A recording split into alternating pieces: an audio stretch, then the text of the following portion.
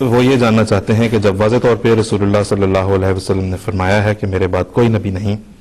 تو جماعت احمدیہ کس طرح مرزا صاحب کی نبوت کا جواز نکالتی ہے؟ بسم اللہ الرحمن الرحیم۔ پہلی بات تو یہ ہے کہ اس بارے میں ہم پہلے پروگرام میں بار بار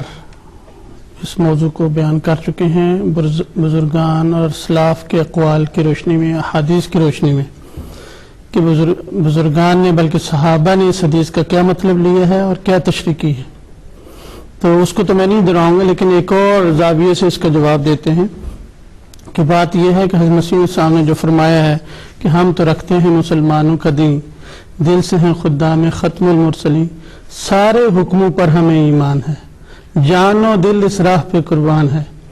تو ہم تو دل و جان سے نبی کریم صلی اللہ علیہ وسلم کے ہر حکم پہ ایمان رکھتے ہیں۔ مسئلہ صرف جو ہمارے مخالف علماء ہیں ان کا ہے کہ وہ بعض باتوں کے اوپر ہاتھ رکھ لیتے ہیں۔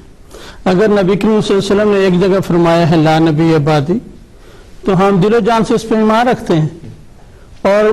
اس کی وہی تشریح کرتے ہیں جو بزرگان کر گئے ہیں کہ لا نبی بعدی سے مراد ہے نبی کریم صلی اللہ علیہ وسلم کے بعد کوئی تشریعی نبی نہیں، شرعی نئی شریعت لانے والا نبی نہیں۔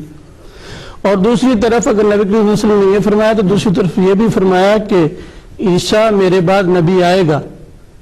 اور نبی کریم صلی اللہ علیہ وسلم نے اس کو 4 بار نبی کہا، اور پھر نبی کریم صلی اللہ علیہ وسلم نے فرمایا کہ لیسا بینی و بینہ نبی، میرے اور اس کے درمیان کوئی نبی نہیں۔ ہم اس پہ بھی ایمان رکھتے ہیں۔ تو جہاں نبی کریم صلی اللہ علیہ وسلم انکار فرما رہے ہیں ہم اس پہ بھی آمنا و صدقنا کہتے ہیں، جہاں نبی کریم صلی اللہ علیہ وسلم ایک آنے والے کی بشارت دیتے ہیں ہم اس پہ بھی ساتھ کہتے ہیں۔ تو ہم تو ماننے والوں میں سے ہیں، لیکن ہم ایسے ماننے والوں میں سے ہیں جو ہر بات پہ ایمان لاتے ہیں، نبی کریم صلی اللہ علیہ وسلم کی ہر فرمان کو مانتے ہیں، یہ نہیں کہ بعض پہ ہاتھ رکھ دیتے ہیں۔ اب کوئی لا الہ الا اللہ کو پکڑ لے اور محمد رسول اللہ کو چھپا لے تو وہ صحیح مسلمان نہیں ہے۔ لا الہ الا اللہ میں ایک اقرار ہے،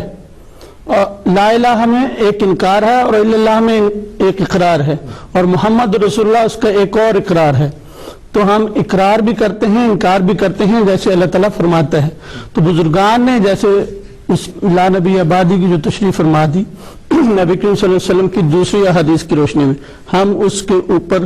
ثابت قدم ہیں اور اسی کو ہی ہم مانتے ہیں۔ صرف مسئلہ یہ رہ جاتا ہے کہ وہ آنے والا کیا وہی سابقہ عیسیٰ بن مریم نبی اسرائیلی ہیں، یا اس امت سے کوئی پیدا ہوگا جو حضرت عیسیٰ علیہ السلام کی خوبو پہ آئے گا۔ ہم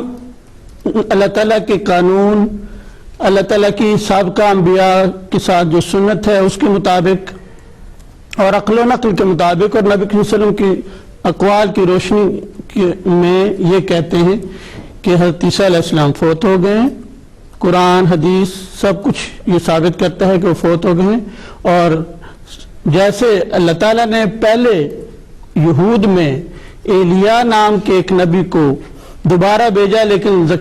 زکریا کے بیٹے یوحنا یحییٰ کی شکل میں، اسی طرح حضرت عیسیٰ علیہ السلام دوبارہ آئیں گے، لیکن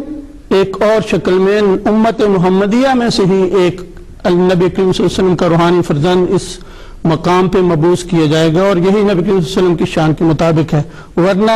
گویا اسرائیلی نبی جو ہے وہ نبی کریم صلی اللہ علیہ وسلم کی امت کو بچانے کے لیے آیا ہے۔ نبی کریم صلی اللہ علیہ وسلم کی امت میں کوئی ایسا شخص، آپ کا کوئی ایسا روحانی فرزند اور شاگرد اس قابل نہیں تھا کہ آپ کی امت کو بچانے کے لیے اللہ تعالیٰ اس کو مبعوث فرماتا۔ یہ ساری بات ہے۔ ہم لا نبی آبادی پہ ایمان رکھتے ہیں، لیکن ہم نبی کریم صلی اللہ علیہ وسلم کی دوسری احادیث پہ بھی ایمان رکھتے ہیں،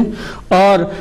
ان علماء کو جو ہماری مخالفت کرتے ہیں اللہ تعالیٰ سے ڈرنا چاہیے اور لوگوں کو بتاتے ہوئے سارے پورا سچ بتایا کریں۔ اللہ تعالیٰ